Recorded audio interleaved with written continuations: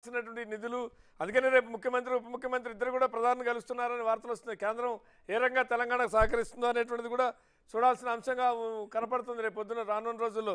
ఒకసారి తర్వాత మళ్ళీ మీ దగ్గరికి వస్తా, వినయ్ గారి దగ్గరికి పోదాం. వినయ్ గారు, అంటే మీరు మొదటి నుంచి ఉన్నారు తెలంగాణ కొట్లాడి సాధించుకున్న దాంట్లో. ఎందుకంటే తెలంగాణ అనేటువంటిది సమైక్య పాలన అన్యాయానికి గురైంది అనేటువంటి దాని నుంచే వివక్షతకు గురైంది, అటు రాజకీయంగా అణిచివేత గురి కాబడింది, ఆ రంగా అన్ని రకాలుగా కూడా వెనుకబాటు కారణమైంది సమైక్య పాలనలో. కాబట్టి కొట్లాడి తెచ్చుకున్న తెలంగాణ 9.5 ఏళ్లలో మేము సంపద సృష్టించామంటున్నారు. కానీ 9.5 ఏళ్లలో అప్పుల పాలైందని వాళ్ళు కాంగ్రెస్ అన్నారు. ఎన్నికల ప్రచారంలో మార్పు కావాలి అని.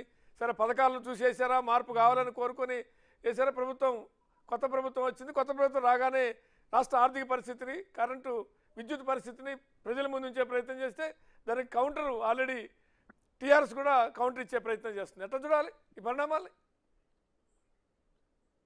ఈ ప్యానెల్లో ఉన్నటువంటి సభ్యులకు మరియు వీక్షకులందరికీ కూడా ధన్యవాదాలు, క్రిస్మస్ శుభాకాంక్షలు.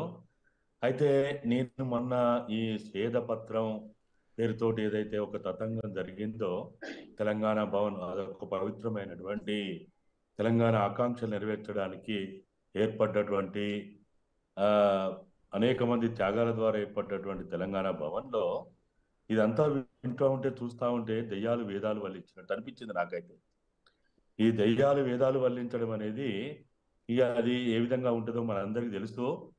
ఇప్పుడు 6,71,000 అప్పు ఏదైతే అంటున్నారో దాని మీద పూర్తిగా వివరణ ఎక్కడ ఇచ్చినట్టుగా అయితే నాకు అనిపించలేదు. దాటవేసే పద్ధతిలో ఉంది, దోబూచులాట పద్ధతిలో ఉంది. కానీ ఇది తప్పు, అది కాదు, ఇది వాస్తవం. కార్పొరేషన్ల పేరుతో కావచ్చు, ప్రభుత్వ గ్యారంటీల పేరుతో కావచ్చు, లేకపోతే ఎఫ్ఆర్బి పేరుతో వచ్చినటువంటి నిధులు కావచ్చు, అది ఆర్బీఐ ద్వారా ఇచ్చినటువంటిది కానీ కాగ్ ద్వారా ఇచ్చినటువంటి నివేదికల ఆధారంగా ఏదైతే ఈ అప్పుని మొన్నటి అసెంబ్లీ సమావేశాల్లో ఈ అధికారులు తయారు చేసినటువంటి రిపోర్టును కాంగ్రెస్ పార్టీ ప్రభుత్వం అసెంబ్లీలో దాన్ని విడుదల చేసిందో, దాని మీద ఎక్కడ కూడా 6,71,000 అప్పు కాదు అనేది ఎక్కడ మాట్లాడినట్టుగైతే నాకైతే ఎంత తొవ్వి చూసినా కానీ, పరిపరి విధాలుగా వీడియోలు విన్నా కానీ నాకైతే ఎక్కడ అనిపించలేదు. అదొక విషయం. రెండవది, కేటీఆర్ ఏదైతే 50 లక్షల సంపదని మేము సృష్టించడం అని ఏదైతే ఆయన మాట్లాడుతూ ఉన్నాడో, అది ఒక రకంగా 6,71,000 అప్పుకి 50 లక్షల సంపద సృష్టించడం అంటే సుమారు 7.5-8% అది అదనంగా సృష్టించినట్ట మనకు లెక్కలు కనపడతా ఉన్నాయి. 6,71,000కి నువ్వు 50 లక్షల సంపదను సృష్టిస్తే 7.5 రెట్లు మరి సంపదను సృష్టించడం అంటే అసలు ఈ భూప్రపంచంలో ఎక్కడైనా సాధ్యమవుతుందా? సాధ్యమయ్యే పనేనా? మరి అట్లా అనుకుంటే అసలు ఇక భారతదేశం ఈరోజు ఇంకా అన్నమో రామచంద్ర అంటూ ఆకలి కేకలు అర్థనాదాలు, తిండికి లేక ఆకలి సాగులకు కానీ ఆత్మహత్యలు కానీ ఉండే పరిస్థితి ఎందుకు ఉంటుంది? అసలు ఉండాల్సిన అవసరం లేదు. ఇప్పటికీ కూడా ఈ పూరెస్ట్ ఆఫ్ ది పూర్ కానీ దిగువ శ్రేణి మధ్యతరగతి ప్రజలు ఇంకా ఈ విధమైనటువంటి పరిస్థితి, బిలో పావర్టీ లైన్లో ఉండాల్సిన పరిస్థితి ఉండదు. నేను అనుకోవడం అయితే, ఆయన చెప్పకనే చెప్పినట్టుగా 50 లక్షల సంపదని సృష్టించడం కాదు, 50 లక్షల కోట్ల సంపదని, తెలంగాణ సంపదని మీరు సర్వనాశనం చేసేందు.